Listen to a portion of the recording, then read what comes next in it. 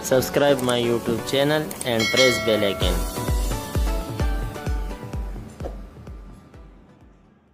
Yang rajin tahajud akan mendapatkan 4 keutamaan yang tidak didapatkan oleh orang-orang yang tidak tahajud, sekalipun sholat fardunya begitu khusyuk.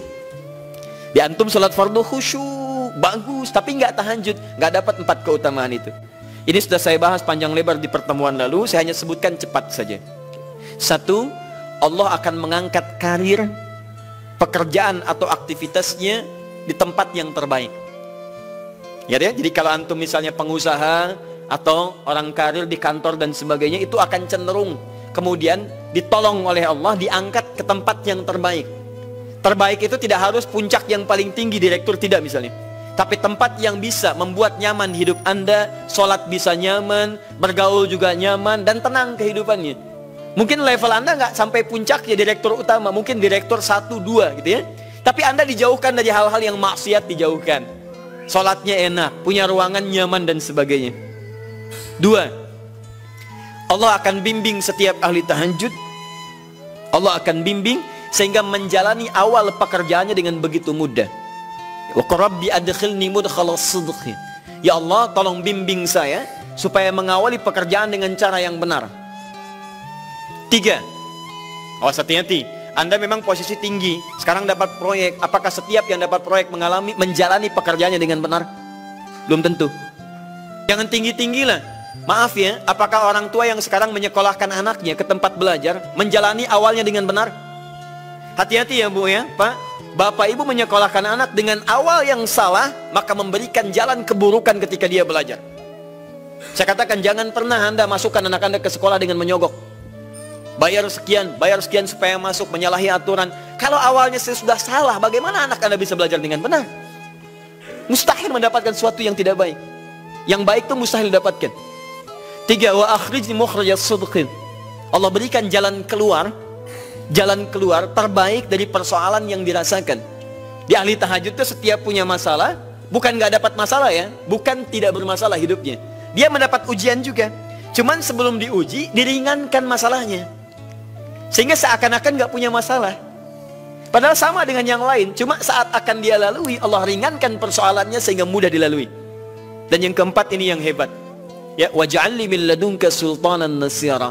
Allah akan tolong langsung orang ini ketika ada lingkungan sekitar yang akan menyakiti atau menjahilinya. Kalau diisengi orang, diganggu orang dan sebagainya, ini orang-orang seperti ini langsung mendapatkan perlindungan dari Allah Subhanahu wa taala.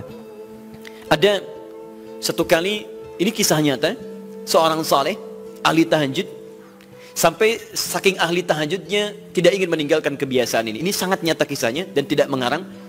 Satu kali Pak, kemudian malam-malam dia perjalanan dengan rombongan. Begitu perjalanan, orang-orang tidur, sampai dia mengendap-endap, kebiasaannya tidak ingin diketahui oleh orang lain. Satu malam kemudian dia bangun setelah orang lain tidur, masuk dia sedikit ke area sedikit ada dalam hutan. Begitu sedang menunaikan sholat, dia duga kemudian tidak ada orang lain yang melihatnya. Ternyata ada satu orang atau beberapa yang kemudian tergerak, mendengar suara dan menyaksikan kebiasaan dia.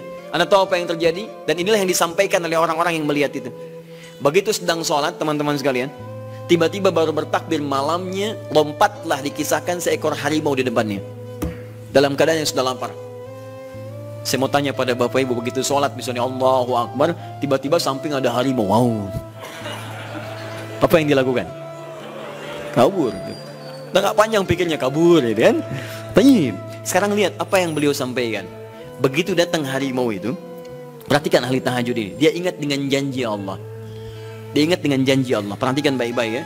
Kalau Anda sudah punya kebiasaan Qur'ani dalam jiwa Anda, maka ayat itu akan hadir membimbing Anda dalam setiap kesulitan Anda. Apapun itu. Nabi Yusuf dekat dengan Allah, ketika digoda muncul ayatnya. Laula ra'a burhana rabbi. Kalau bukan melihat petunjuk dari Rabbnya, niscaya ada sesuatu yang buruk terjadi kepadanya. Tapi Allah jaga beliau. Lihat baik-baik teman-teman. Begitu melompat harimau itu, kemudian dia katakan dalam jiwanya, lihat kalimatnya, ya khalqallah, hei makhluk Allah. Dia tidak katakan ya namar, hei harimau, tidak. Kalau disebutkan harimaunya menunjuk pada zatnya, tapi dia lekatkan makhluk ini kepada penciptanya. Hei makhluk Allah, ya khalqallah, hei makhluk Allah. Jika saya memang rizki yang telah Allah tetapkan untukmu pada saat ini, maka saya ridho untuk engkau makan, silakan, tidak ada masalah. Kalau Allah tetapkan saya sebagai rizki untukmu pada saat ini, silahkan. Tapi kalau saya bukan menjadi rizki yang telah Allah tetapkan untukmu pada saat ini, maka jangan coba-coba ganggu ibadahku hari ini. Lihat kalimatnya, bukan jangan makan aku. Ingat, bukan jangan makan aku. Jangan coba-coba ganggu ibadahku saat ini, atau aku akan mohonkan pada Allah penciptamu untuk menghancurkan engkau saat ini juga. Perhatikan, dia minta jangan ganggu tahajudnya, bukan jangan makan dirinya. Apa yang terjadi ketika dikaitkan dengan ayat perlindungan tentang tahajudnya, maka tiba-tiba harimau ini pergi meninggalkannya, mengaum sekali langsung pergi. Anda bisa bayangkan, bisa nggak malam-malam begitu Anda sholat, tiba-tiba ada nyamuk misalnya, kan banyak tuh. Begitu Anda mulai disengat oleh nyamuk, diambil, Anda katakan, hei nyamuk, kalau ini memang rizki yang telah Allah tetapkan untukmu saat ini, sedot sebanyak-banyaknya, saya ikhlas. Tapi kalau bukan, jangan coba-coba ganggu saya. Atau saya mohonkan kepada Allah pencipta untuk menghancurkan engkau saat ini juga. Masya Allah. Kira-kira apa reaksi nyamuk? Makin banyak kayaknya. Coba cek. Berarti chemistry-nya harus lebih dibangun lagi. Tingkatkan. Itu waj'alni min ladunka sultanan nasira.